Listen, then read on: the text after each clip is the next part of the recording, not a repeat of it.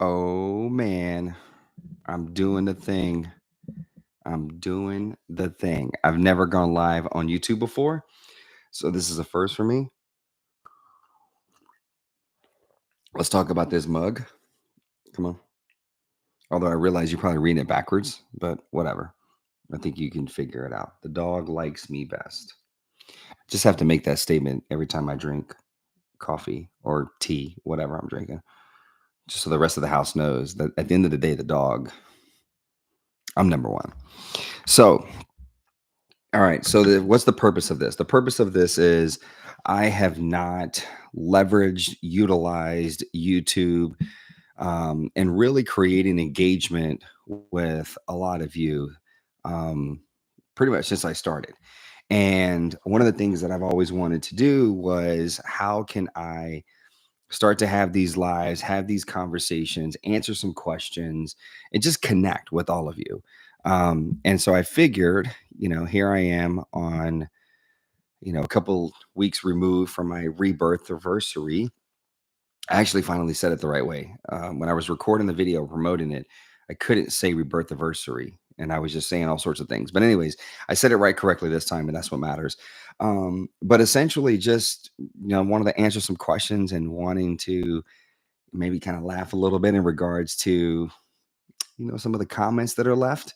I think they're funny. I mean, yeah, a lot of us can say, well, some of those are mean, some of those are, like so thoughtful and encouraging and all those other things. And but there's, it's the internet. And anytime you put yourself on the internet, you got to have a tough skin. You got to be able to sort of filter that stuff out. And so I think that's the great thing about what I've been through is that it has sort of molded me and structured me to a point where I don't sort of get phased by what people say. If it has anything to do with my appearance or anything like that, I'm like, whatever. It doesn't phase me at all. Like I just own it. I am who I am, and I don't really give a shit. But here's a perfect example of that. So I have my phone right here, so I'm going to read a lot of these comments and some questions and stuff. But as I sit here and talk about, some of these comments that exist, somebody a few months ago commented on a post and they said, "Would you really listen to a guy with one and a half eyebrows?" I mean, that's hilarious. I mean, yeah, it's me, but it's funny to me. Listen, I'm always looking at myself in the mirror and I'm thinking to myself, why did the doctor? Because, when I was burned, it was not only like obviously my face, but it was also the top part of my face that went into my head. And I'm like, all right, cool. So, eyebrow was gone, burnt off and everything. But I'm thinking to myself, when he did this, because he pulled this hair from other parts of my body to implant this, why did he go up? And then why did he finish it? Why did he round it out? I mean, I guess he probably was on the wrong trajectory. He didn't want to finish it because then I'd really look shocked. So in my house, I call myself, or we call me Angry Bird. If you're familiar with that movie, Angry Bird, I'm the Angry Bird all the time. I look like surprised or angry, but I'm always like wondering, like, why didn't he finish it off, man? Come on, man, hook me up. He clearly, even though he's considered a cosmetic doctor, he was not really looking after me. But that's the kind of shit that people say. And you know what? I just laugh and I'm like, it's a good joke. I could take it. It's not a big deal. It doesn't have to be so serious. I don't have to be triggered by it. Now, it's taken a lot of time and a lot of work for me to get there. I think one of the early lessons was, I tell this story sometimes where when I was recovering, I remember some of my buddies who were also injured overseas, but maybe their facial scarring wasn't as bad or as recognizable. And this is 2006, 5, 6, 7, something around that time frame, maybe 6 and 7. And there was a website called Hot or Not. So you would literally upload a photo of yourself and people would rank you if you were hot or not. Like there's nothing else to it. It's straight up. That's all it was. And when people say, "How did you, deal with your scars, and how did you get to a place of accepting? How did you deal with people staring? Let me tell you, the one thing I tell people all the time, the one thing you don't want to do is put yourself on Hot or Not. Put yourself on a website where people are 100% going to critique you based on your appearance. Don't do that. That's not smart, because all that did, of course, is every time I logged in and we'd go out, we'd hang out, and then we'd come back and everybody would log in and see like what their ranking was, their rating was. And everyone would be like, oh, I got this or I got that. And then I'd log in and I'd be like, oh, okay. And no one really, I saw a lot of people saw the profile. No one, either people like said, no, not our type. Not into the extra, kind of crispy edges, so to speak. Or people just were nice and said, instead of like actually saying no or just saying yes, we just didn't vote at all. And that told me everything, right? And that obviously was a constant trigger and a reminder of my reality and what I would have to deal with for the rest of my life. And that was tough. That was tough. Um, it was tough. So don't do that. Don't do that. Like, you have to start slow. You have to ease your way into it. But what I've identified about my life is nothing is easy. Nothing is like I'm just gonna slowly work my way into it. No, I am a go all out, do the thing, and see what happens. So that's just the way my life is set up. So luckily I'm in a good place in my life now where I can just laugh about those things.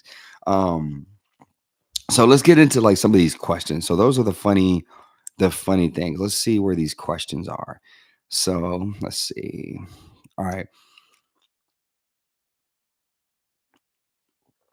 So I had some people asking me, would you go back on Dancing with the Stars? 100%. 100%. 1,000%. If they ever decided to do sort of an all-star or an alumni or whatever they want to sort of label it as, 100% I would do it in a heartbeat. Now, I'm gonna be honest. When I was on that show, I was 20. Let me figure this math out real quick. So I was 27, 27, 28. Yeah, 20. I just turned 20. No, I was 27. This is horrible. And I'm going live and I'm trying to figure out math. And math is actually my strong. Um, 17. Yeah, I guess I just turned 28. Um, And, if I were to go on that show, I'm in my 40s now. I'm going to be 41 this year. Like, trust me, it is not going to look the same way that it did when I was 28 years old. It is not. 100% it is not. My body hurts now. My body aches. I found out the other day, like, that I have my AC joints in my shoulder actually they're essentially rubbing together the bones. And so it's kind of uncomfortable, just different things that I do. So the doc was like, yeah, he's like, the best way to deal with that long term is you go in and you shave the bone because you got bone on bone action. You go and shave the bone. I found out I have a torn labrum in my right shoulder. I found out that my left shoulder, it's not even like really in the socket. It's just kind of like just hanging there, which is wild. So trust me, whoever my partner would be, I'd be like, listen, let's figure out these lifts. Maybe you lift me because I don't know if I can hold anybody else up, but I would love it. Man, my time on that show was so great. Um, it was such an incredible experience, like the opportunity for me to represent, myself and who I am and what I'm about, but at the same time, like be able to represent other people. And I love dancing. Here's a story that um there is, and I'm gonna see if I can look it up at the same time because someone said this to me. Uh hold on, I'm gonna look it up. Let's see. So there is somebody said to me the other day when I was doing a podcast, and they were referring to, and I had to go back and look at it, but they were talking about like how your environment changes your DNA. And I don't know if there was a book or somebody spoke about it, or I don't know what it was, but I got to go back and look into it. But essentially, they were saying how your environment can change your DNA. And when this person said that, I was like, man, I connect with that so much because I like since I was born and since I was a kid, I was always this kid that had this upbeat personality. I remember my mom was dating this guy, and he was from Mexico, and he would sit in the living room and play the piano, and he would have a cigarette in his mouth, and he would sit there and just sing these Spanish love songs and play the piano. And he was the closest thing to a father figure that I had. Excuse me. And especially at that age. And so what I did is, I remember I remember, like, I would come and sit next to him, and he would play the piano, and I would sing these Spanish love songs. So Spanish was my first language, and then as I got into school, I started learning English. And and I would sing these Spanish love songs with him. And there would be there would be times when he would actually go to this really hole in the wall bar where I grew up in Louisiana, and he would perform. And I'd probably be 10 people in that bar, and it was just a small dark bar. And there was a couple instances where I went with him, and as a minor, and I went with him, and he would play the piano, and I would sing one or two Spanish love songs. And the whole time I'm singing and I'm dancing, right? And all these people that were intoxicated, like, yeah, woo. And of course, that felt good. And that just fueled me. That just fed my soul, because that's clearly who I was born to be. But then the environment and the circumstances that I experienced over my youth, my childhood, maybe started to tame that a little bit. It started to change that. And then, of course, my injury, it was a big opportunity for it to be for it to just I'm chewing on a cough drop. I got like this weird cough going on. So it's the time of the year, guys. But especially with the weather changing and allergies, I don't know what it is. But anyways, um, and I just, so after I, went through my recovery process, my healing process, and then I get asked to go on Dancing with the Stars, it was like, okay, that's what I was born to do. I was born to be on that stage. And there's a reason why the first dance, the first routine, week one, when they were introducing us, they were announcing our names, and Karina and I started the routine facing each other across from one another. And she looked at me, and she went like this, like, okay, like, this is it. And all 3 weeks leading up to that, she was like, when we were rehearsed, she was like, come on, I need some personality. I need to tell a story in this routine. And I'd always say, I got it. I got it. Like, just let me get the routine down. I got it. And so here we are. They're announcing us. We're about to dance in a few seconds live in front of 20 million people. And she looks at me like, okay, here we go. And I look at her and I say, I got this. And literally, like, we did our routine. And after that, her mom, Karina's mom, who lives in LA, said to Karina, hey, leave him alone when it comes to like showing up and putting this personality into it. Cause he clearly is a personality that when the lights come on, he responds, he shows up. And I've always been that kid. I've always been that person. And my environments almost took that away from me and changed that. But luckily, through a lot of healing and a lot of real work, I was able to get to a place where, all right, I can get back to that person. I can get back to being that individual. And Dancing with the Stars was my opportunity, where I could actually perform in front of people that probably weren't intoxicated. Maybe some people were. I don't know. I mean, maybe you watch the show and you have a drink or two. Monday night, long day. Maybe you have a drink or two. I don't know. I'm not judging. You do, you don't, whatever. But the point is, dancing was awesome. I loved it. Oh, shit. Do you want another kid? No. Hard no. Listen, I love my kids, right? I think a lot of parents can relate to this. Love my kids. Wouldn't change anything about them. But Leo is, I have these moments where, as a parent, you're like, I wonder what I was like as a kid. When I look at Leo, I'm like, oh, there I am. That's me. Dude is like so much energy. He's all over the place. He's very social. Like, he's just a busy body, big energy. And we were spoiled with our daughter who, we joke about how we would take her to like a nice, restaurant, and we'd sit her there in her high chair, and she'd sit there and just look around, and just like wouldn't want to run off, wouldn't want to pout, wouldn't grab food and throw it. Like she would, like so good. And our boy, it's like one of those things where we say to ourselves, we were like, Diana and I were like, okay, before Leo was born, we're like, we like to have another one, right? Like, okay, three would be, all right, we like to have three kids, right?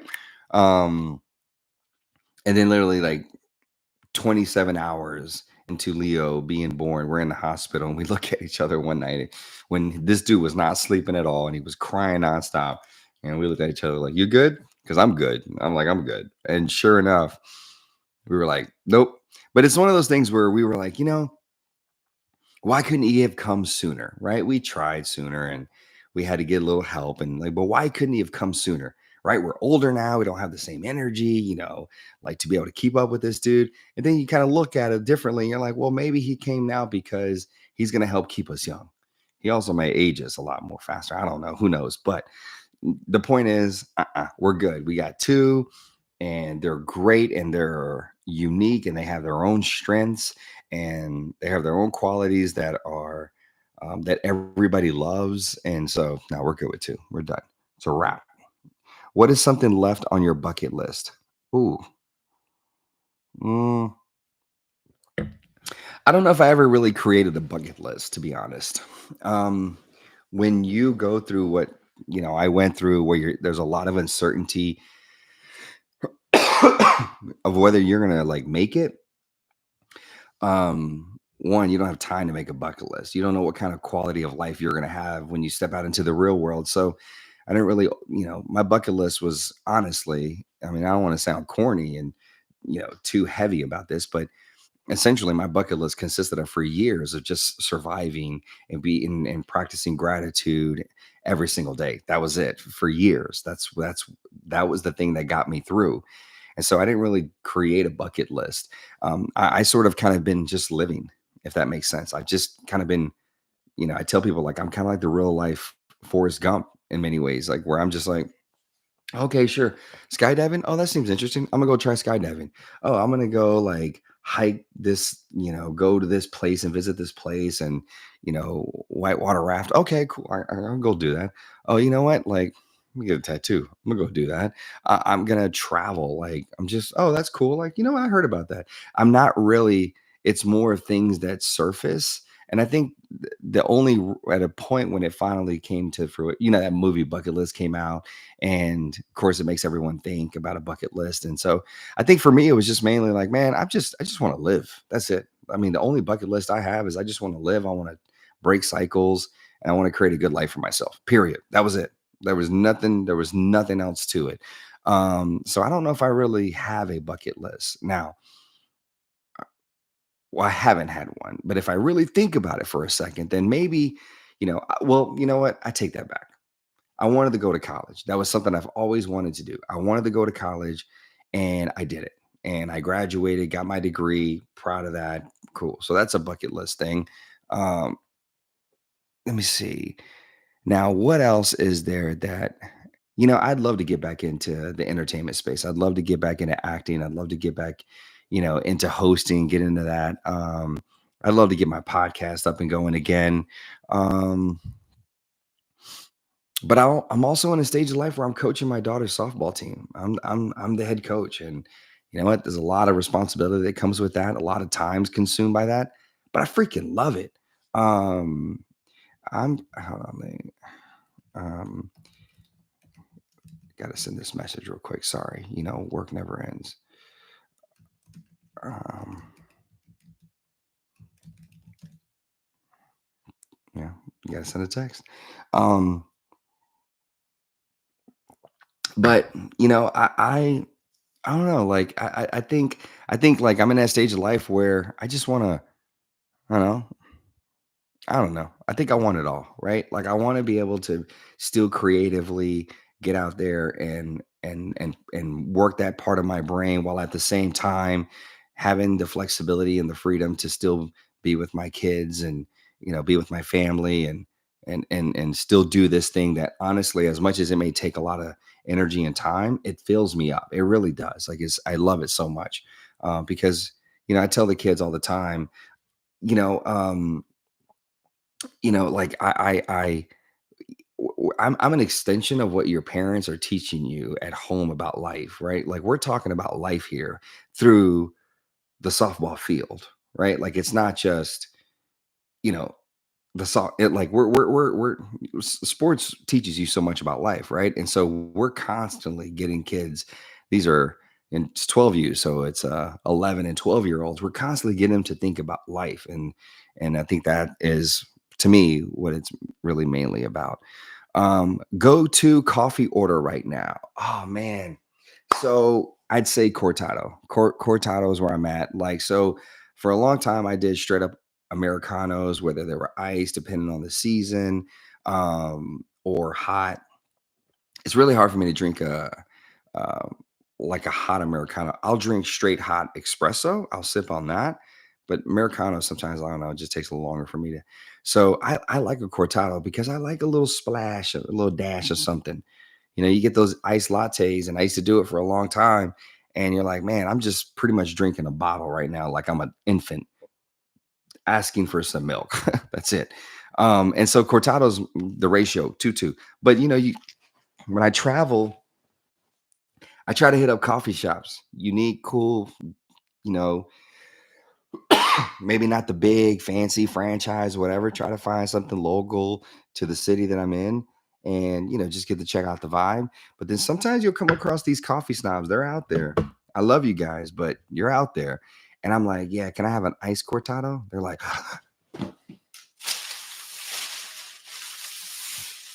what?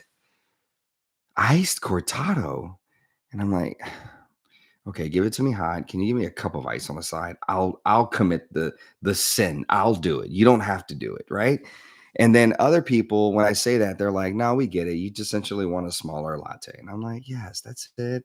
I want something nice. I like iced coffee. I need a little jolt." That's the kind of so cortado is what I rock with. Um, ooh, wow. I mean, I thought I was gonna keep this one light because it's my first time going live on YouTube, but here's a question that's pretty heavy. Okay, but actually, are you happy or is it something you've convinced yourself you are?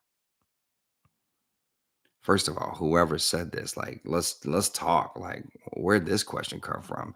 I mean, let's there's something there with you. Like, I want to understand that. I mean, I think it's a great question though, right? Because sometimes you got to ask yourself, are people really genuinely happy? And I got to tell you, I am.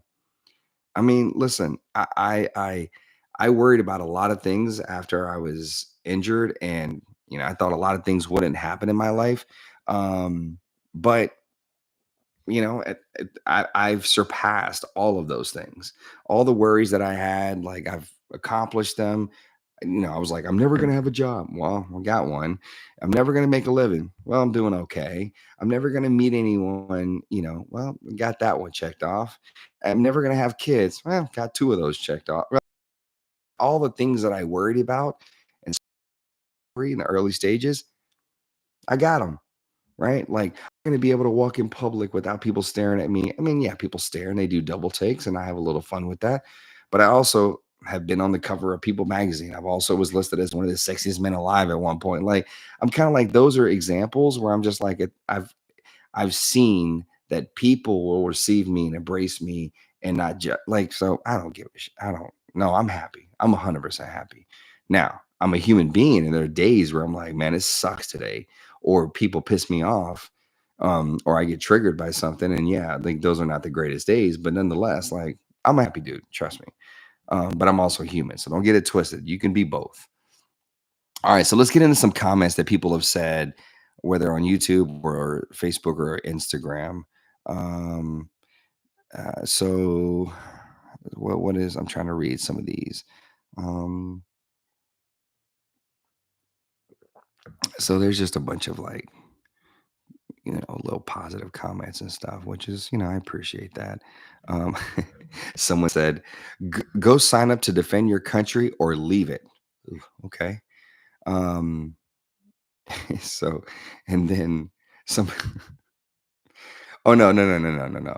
Somebody commented on whatever video that I posted on YouTube, it said, "Boom, extra crispy," with like 7 exclamation points. I mean, I can laugh about it. Like it's I'm in a healthy place. I mean, I made a joke about being crispy earlier. Like it's fine. Well, then this person didn't like that and was going to defend me and stand up for me and said, "Go sign up to defend your country or leave it." Okay. Someone else said, good man. The amount of mental fortitude it takes to not hate people after that must be crazy. Oh, yeah. So let's talk about that, right? Like it was for I- early on, right? I was injured in '03, and there was a lot of people that I was around that were like, you must, hate and resent, you know, the people that did this to you. And I was like, no, why? I mean, why would I? And they're like, "But yeah, look how," and I'm like, for me, I was like, that's wasted time. That's wasted energy. Why would I put all that emphasis on hating somebody that planted a bomb that almost took my life and affected the lives of the guys that were in the Humvee with me? Like, I don't know how else to say this, but I'm like, if people were in my backyard, I mean, what would I do? Like I don't know. War. There's nobody wins in war. Nobody. And so for me, I just never put a lot of emphasis on hating anybody or putting too much energy into that. Like it's just wasted time. Like I don't give a shit. Like if anything, I should probably look at the person that planted the bomb and say, "Yo, thanks, man," because you literally like, oh, there's a way I can joke. There's a way you like exploded me into the life that I was always destined to have. Not like launched me because I didn't really get launched. It was more just like you boomed me into the life.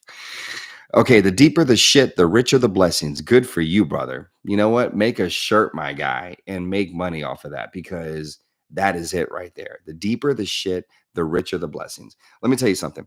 I went skiing for the first time at the end of 23, and we're sitting there, I'm doing ski school, and they're like, all right, cool. Now I don't even know what it's called, but we're now going to work on where you do like, sort of zigzags, right? I don't know what it's called. I mean, I was just too busy worried that I was going to be the first one that was going to have to go and about 12 people that were going. And it turned out that people in ski school with us are literally live 25 minutes down the road from me. So I'm like, I could see these people again. And so I'm overthinking this, right? And sure enough, they're like, "Well, JR, you're at the front of the line. You start us off." So I'm starting. And all of a sudden, I start picking up speed, but I'm not turning. And I'm going towards the people that were waiting in line. They're literally standing right here, all lined up, waiting. And I'm going straight to them. And I can't figure out how to turn. And so all of a sudden, like I crash into one of the dudes. The dude catches me.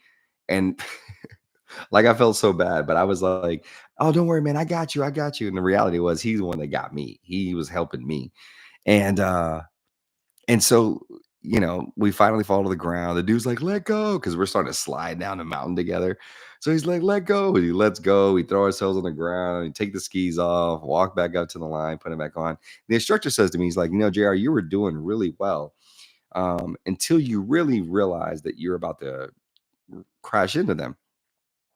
He said, "At first, you were doing the right thing, which is you were leaning towards them, putting the weight on this right knee, which naturally is going to turn your ski away from them. That's the idea." He said, "But once you got closer to them and you knew you were going to crash, what you did is you try to avoid it and you leaned away." He's like, "And all that did was put more pressure on your left knee, which guess what is going to accelerate you and drive you right into them."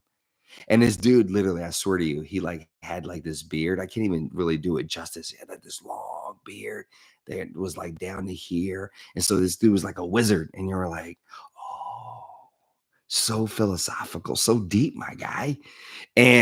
But honestly, I mean, that is essentially what this person is saying. The deeper the shit, the richer the blessings. And we're so conditioned that we have to like lean away from something that feels uncomfortable or is hard, or instead you just got to lean into it. You know what? You might surprise yourself.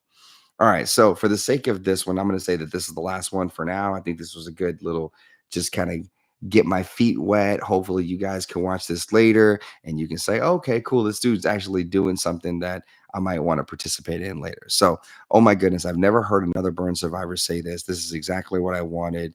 As soon as I could eat real food, same. God bless you. So, I'm assuming this is in relation to a video that I posted on YouTube about the first time I tried to eat a burger, right? So, like, because of my scars, like I had this scar tissue that went out into my lip. And so when I opened, I mean, it still pulls down a little bit because of the scar here, pulls my lip down, but it used to be more. So I couldn't open, like, I'm trying to figure it out because I'm all reversed here.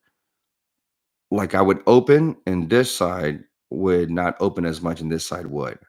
So I could, it was just not even. And remember the first time, like I went back home and after I was injured, which is like 3.5 months later, and I went to a barbecue with some high school friends and they were making grilling burgers and they put a burger on the plate and I went to go bite it. And I knew that I couldn't open my mouth big enough to bite into this burger, but I couldn't just sit there. And I just had to go for it.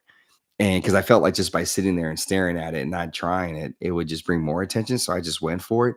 And everyone's sitting there chatting it up. And I tell this story often where my buddy Aaron or Aaron, he was sitting next to me and he's like very personable, big personality. He's talking to the table. I pick up the burger as best as I can with my hands. I go to bite into it. And because I can't open my mouth as much, it hits like my lips. Literally, the buns hit my lips and everything else just falls out onto my plate. And Aaron, without skipping a beat, because of course everyone saw this or at least understood that something fell. So without skipping a beat, he just reaches over. He's still talking to the table. He puts my burger back together and cuts into little pieces. And then I picked up little pieces and I was eating my burger. Like, and without even skipping a beat, he did that. And it was like one of those powerful moments where someone showed up for me and did something. Um, Someone took care of me. That's what it was. He took care of me. He looked after me. And that was awesome as a friend. So, it's one of those things that I've had to, work through and I've had to, just embrace it is what it is and find ways to work around it and understanding that things aren't permanent because obviously I've had surgeries and now put a burger in front of me. Put a burger in front of me. I mean, matter of fact, go watch the video on my YouTube channel of me eating a burger here in Austin at a spot. I'll do some damage to a burger now. I'm not playing. So, listen, this has been fun. Thank you guys so much for watching this, for chiming in. Thank you guys for engaging in content, whether it's on YouTube or whether it's on social. I truly do value whatever you're saying. Making a funny joke, bring it. I'm here for the humor. And just want you to know that this definitely is not going to be the last time. This is going to be something I'm going to frequently be doing. I'm going to try to figure out that sweet spot and when people can rock in, jam in, and then we can really have a good conversation. But until then, thank you guys so much for watching. Keep bringing the comments, keep bringing the questions. I'm going to do this more often. See you guys.